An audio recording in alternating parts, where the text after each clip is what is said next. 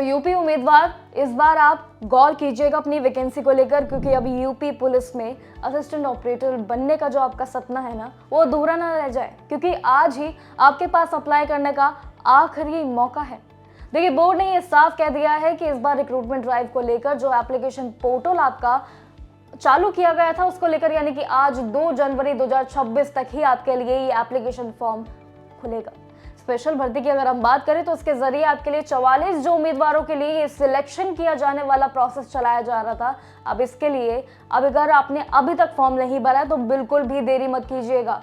अपने कैलेंडर को भी साइड में रख दीजिए, टाइम पर बस फोकस कर लीजिए, क्योंकि ये आपके लिए आखिरी समय है काफी तगड़े कंपटीशन में बैठने के लिए।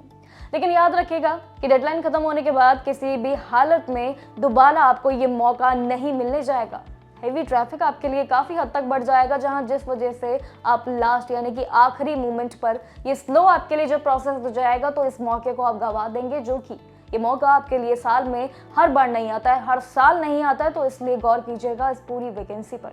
चलिए, आपकी नज़र के लिए और आपके पूरे जानकारी के लिए एक बार फिर से डिटेल्स पर डिस्कस कर लेते हैं। देखिए, फीस और एलिजिबिलिटी पर आपको सबसे ज़्यादा ध्यान देना है। अगर हम बात करने जाएं एप्लीकेशन फ़ी की, तो उसको पहले ही समझ लो।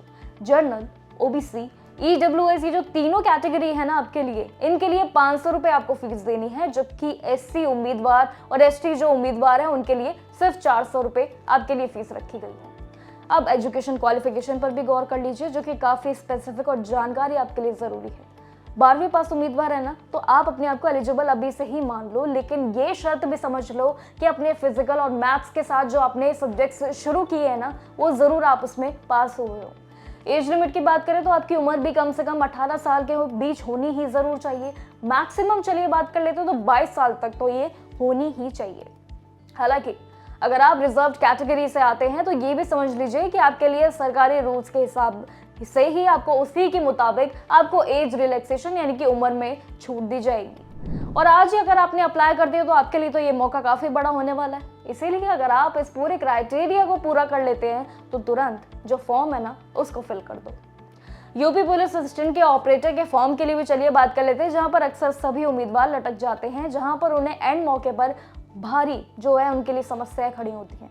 स्टेप्स जो अभी आपको मैं बताने जा रही हूँ उनको नोट कर लो या फिर अपने माइंड में फिक्स कर लो और समझ लो।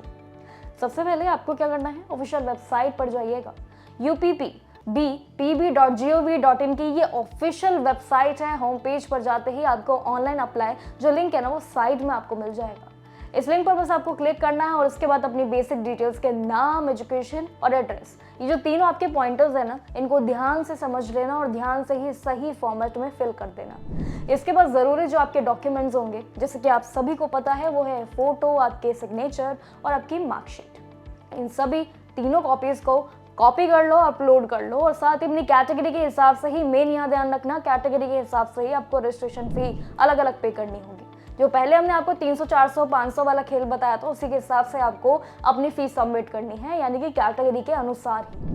एप्लीकेशन कंफर्मेशन जब आपका पेज हो जाएगा तो बस उसका प्रिंट आउट ले लेना, ताकि आपके पास एक प्रूफ हो अपने फ्यूचर के लिए, अपने जो आगे के लिए, कि हाँ हमारा ये जो फॉर्म है वो सबमिट हो गया था, क्योंकि ये ज़रूरी होता है। क्योंकि देखिए, जो वेबसाइट का जो पूरा प्रोसेस होता है उसमें कहीं ना कहीं जो है सभी उम्मीदवारों को दिक्कतें आ जाती हैं, और इसी वजह से उनके लिए प्रिंट आउट लेना भी एक अनिवार्य ऑप्शन उनके समय के हिसाब से और उनके ज़रूरी नियम के अनुसार जो है वो यहाँ पर बन जाता है। तो इसीलिए जानकारी हमने आपको एक बार फिर से बता दी है, वही जानकारी जिसके हिसाब से बस आपको क्या करना है, ये जो 3 स्टेप्स आपको बताए हैं ना हमने, एलिजिबिलिटी, आपका पूरा सिलेक्शन प्रोसेस और साथ ही आपके जो स्टेप्स हैं, इन तीनों को डॉक्यूमेंट वेरिफिकेशन और डॉक्यूमेंट जो आपको बताए हैं क्या क्या आपको अपलोड करना है, किस फीस के साथ, किस फॉर्मेट में करना है, इसके लिए बस इन सभी को रट लो और समझ लो।